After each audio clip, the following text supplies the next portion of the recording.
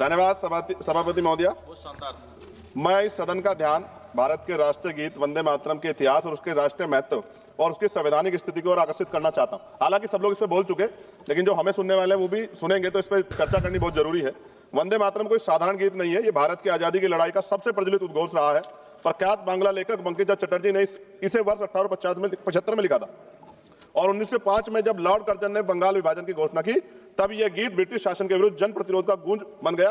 British police जब भारतीयों की आवाज दबाने के लिए लाठी चलाती थी, गोलियां दागती, तब हमारे क्रांतिकारी नायक नायिकाएं वंदे मातरम गर्जना से आसमान गुजा देते थे। अनेकों वीरों ने फांसियों के तख्ते पर चढ़ते हुए गोलियों का सामना करते हुए अंतिम शब्द वंदे मातरम ही कहे थे। इतना ही नहीं, अंग्रेजों ने इस गीत से इतने भयभीत हुए कि उन्होंने इस पर प्रतिबंध लगा दिया। सभापति महोदय, साल 1937 में जब राष्ट्रगान तय करने का प्रश्न उठा तो इसके लिए एक समिति बनाई गई। तो साल 1937 में बनी वह 3 सदस्यीय समिति, जिसमें नेहरू जी, नेताजी सुभाष चंद्र बोस और गुरुदेव रविंद्रनाथ टैगोर जैसे महानायक शामिल थे। और टैगोर जी की सलाह पर वंदे मातरम के पहले 2 अंतरों को राष्ट्रीय गीत के रूप में स्वीकार करने की अनुशंसा की गई। इस अनुशंसा को संविधान सभा ने 24 जनवरी 1950 को पूर्ण सहमति से राष्ट्रीय गीत का दर्जा प्रदान किया।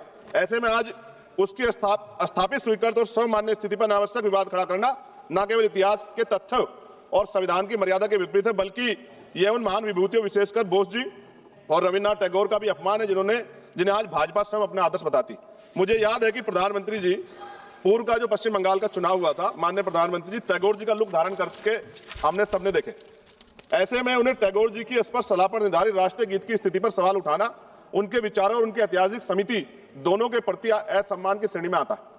माननीय सभापति जी, 24 जनवरी 1950 को संविधान सभा द्वारा राष्ट्रीय गीत घोषित किए जाने के बावजूद यह भी सत्य है कि संविधान में अनुच्छेद 51A के तहत राष्ट्रगान जन गण मन का सम्मान करना अनिवार्य है, जबकि वंदे मातरम के लिए कोई संवैधानिक बाध्यता नहीं बनाई गई।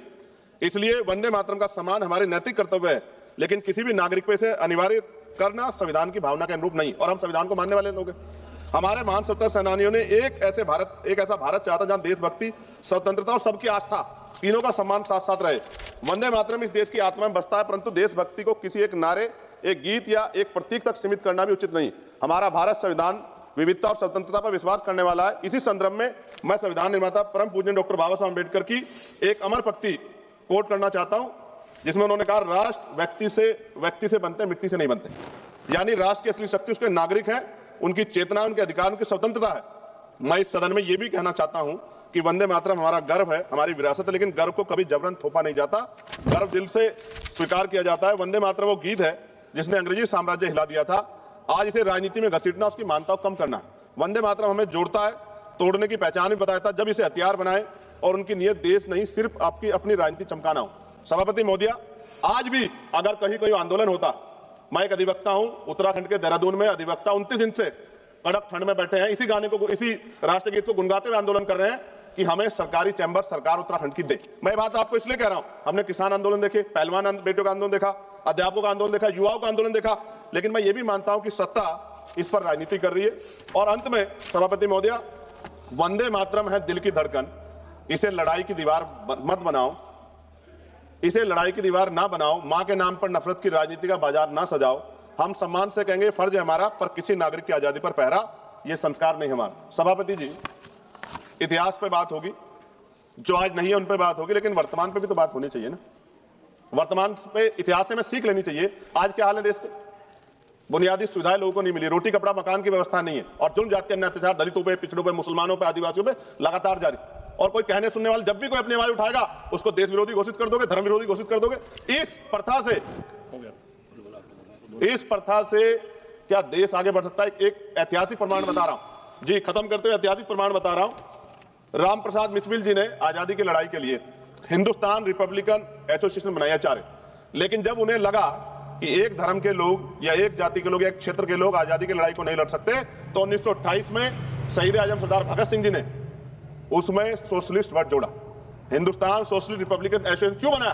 क्योंकि जब हम मिलकर रहेंगे तभी देश आगे बढ़ सकता है। और आप, मुझे पूरा ऐसा लगा जब मैंने सत्ता पक्ष को सुना कि वो राजनीतिक एजेंडे के जरिए सिर्फ मुसलमानों को टारगेट करते हुए इस बहस को लाना चाहते हैं, उनके पीछे उनका कोई और तर्क नहीं। सभापति जी, खत्म करते हुए मैं ये कह रहा हूं, आज का नौजवान अपना हक मांग रहा है, आज की बेटियां उड़ान चाहती हैं, उनके लिए सरकार पे क्यों योजना नहीं? बस इसी एजेंडे में फंसा के लगातार वो देश के नौजवानों को चलना चाहते हैं। ये ज्यादा दिन चलेगा नहीं।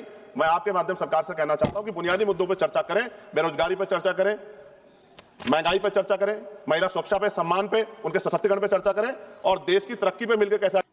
तो दोस्तों, जैसा कि देखा, नगीना के सांसद एडवोकेट चंद्रशेखर ने पार्लियामेंट में जो कि राष्ट्रगीत के लिए, वंदे मातरम के लिए आवाज़ उठाई। अगर आप इस बात से सहमत हैं तो अगर आप संविधान मर्यादा में रहते हैं, संविधान का पालन करते हैं, तो जय भीम लिखें और चलते हैं अगली वीडियो में। तब तक के लिए गुड बाय।